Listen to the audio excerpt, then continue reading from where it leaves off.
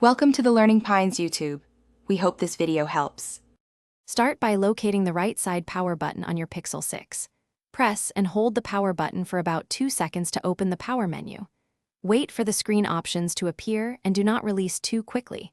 When the power menu appears, tap power off to begin shutting down the device. Confirm any prompts that ask if you want to power off the phone. Release the screen once shutdown begins and allow the Pixel 6 to fully turn off. If the hardware button triggers Assistant, try the Quick Settings method instead. Swipe down twice from the top edge to reveal the full Quick Settings panel. Look for the circular power icon near the bottom of the panel and tap it. When the power icon opens Options, tap Power Off to initiate shutdown. Confirm any on-screen prompt to power off the device and wait until the display goes black. This approach avoids relying on the physical button behavior. If your Pixel 6 becomes unresponsive, perform a force restart to recover it.